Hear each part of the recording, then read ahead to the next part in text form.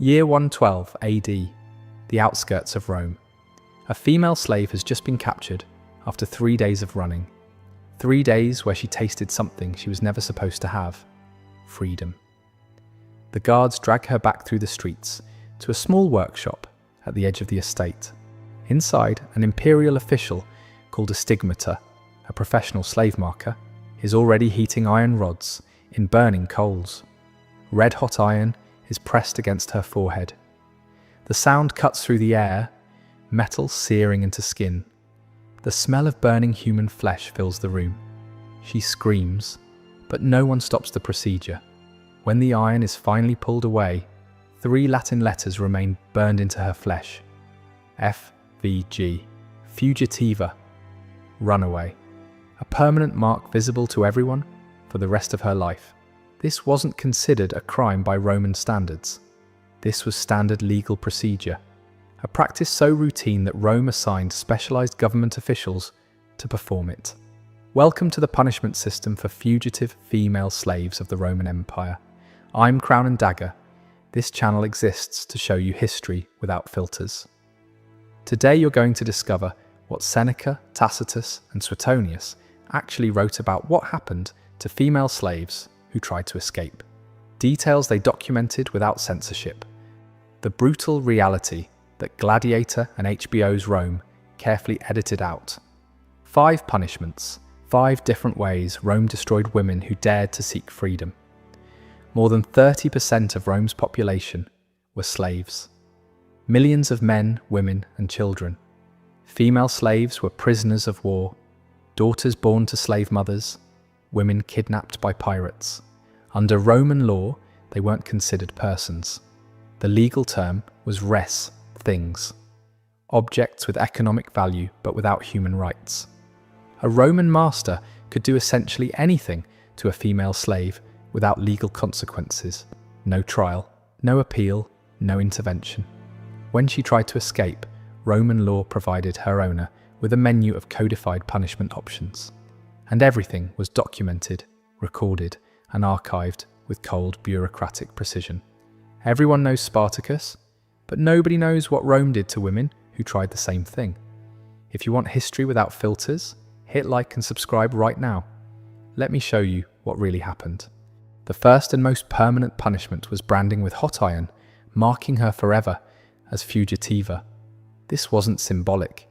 This was deliberate, painful, permanently disfiguring procedure designed to shame, control, and identify. The branding was burned into the forehead, making concealment impossible.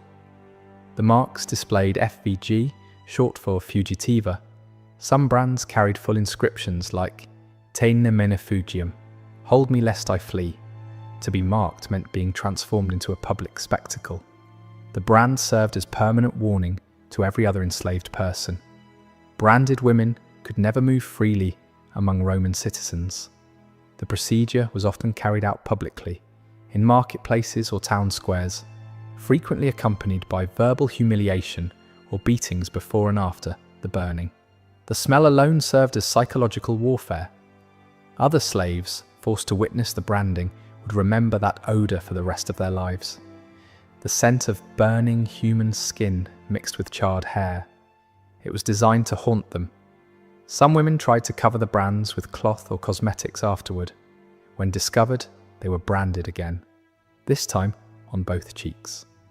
The second branding was done deeper, ensuring the scar tissue would be raised and impossible to hide. Repeat offenders received brands on their hands, making even basic tasks a public reminder of their attempted escape. The iron was heated until it glowed white hot, hot enough that the flesh would cook instantly, rather than just burn. This prevented bleeding but ensured maximum tissue destruction. The stigmata would hold the iron pressed against the skin for a full count of 10. You could hear the sizzle. You could see the smoke rising from the wound. The physical pain was excruciating, but it was eclipsed by lasting psychological destruction. In Roman society, a woman's appearance was tightly controlled.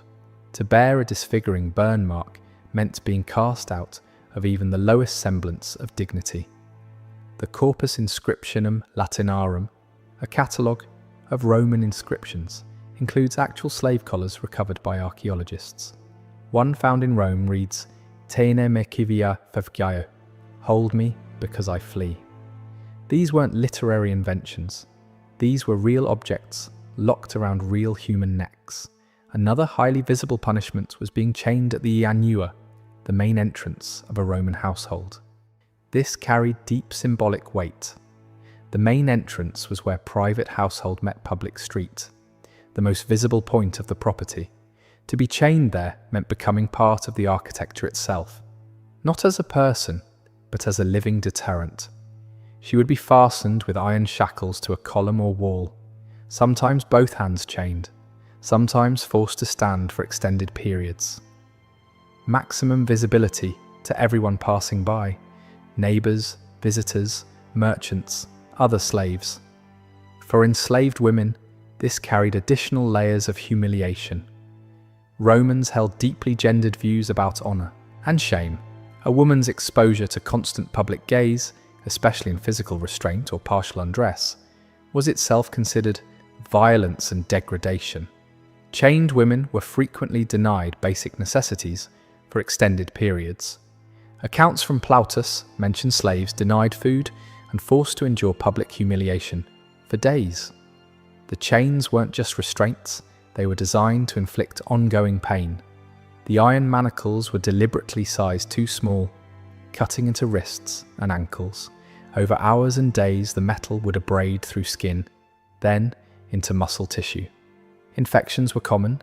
Some women lost fingers or toes to gangrene from the constricted blood flow. Weather offered no mercy.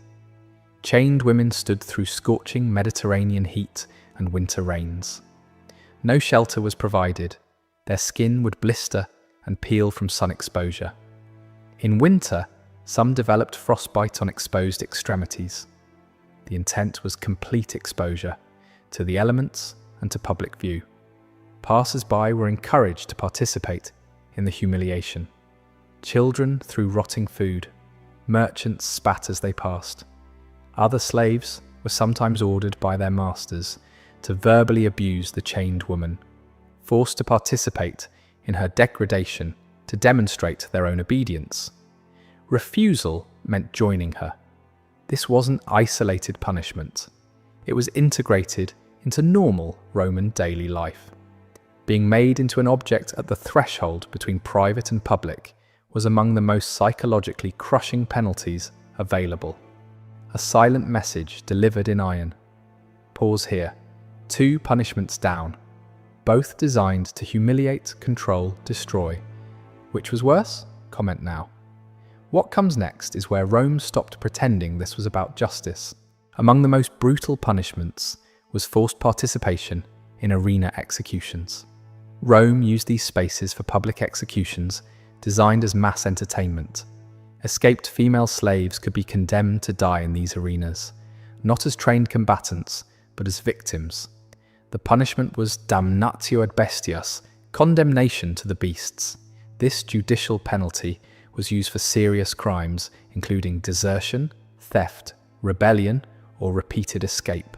Since enslaved individuals had no legal personhood, escape was viewed as fundamentally subversive, an attack on Roman social order itself. Women who fled and were captured could be handed over to arena games as expendable bodies to be destroyed for public entertainment. These executions were carefully crafted to maximize spectacle. Victims were exposed to wild animals, bears, lions, leopards, while unarmed and sometimes chained to posts. Some were burned alive. Others killed through elaborate theatrical reenactments of myths. Others forced to fight one another with minimal weapons purely for crowd amusement. They weren't trained. Their deaths were intended and expected. There was no possibility of victory, no chance of survival, no hope of mercy. The animals used in these executions were deliberately starved for days beforehand. Roman bestiarii, animal handlers, kept detailed records of feeding schedules to ensure maximum aggression. A hungry bear was more likely to attack immediately. A starved lion would tear into flesh rather than deliver a quick killing bite. The goal wasn't just death, it was prolonged, visible suffering. Women condemned to the arena were sometimes sent out completely exposed before the crowd, adding public degradation to physical terror. The crowd's reaction was documented by historians: cheers, jeers, betting on how long she would last. Marshall wrote about spectators wagering on whether the victim would scream or stay silent. Human death had become a gambling opportunity. The cleanup between executions was its own horror. Arena slaves, called arena libitinari, used hooks to drag torn bodies across the sand, leaving blood trails. Body parts were collected in baskets. The sand was raked but never fully cleaned, dried blood mixed with fresh blood, layer upon layer. By the end of a day's games, the arena floor was soaked through with layers of blood and sand. For enslaved women, cruelty was compounded by deliberate spectacle. They were displayed in ways calculated to humiliate. Female captives were sometimes cast as sacrificial figures in themed performances, blurring legal punishment and theatrical entertainment. For a Roman audience, this wasn't simply justice, this was deterrence through spectacle, social control through terror.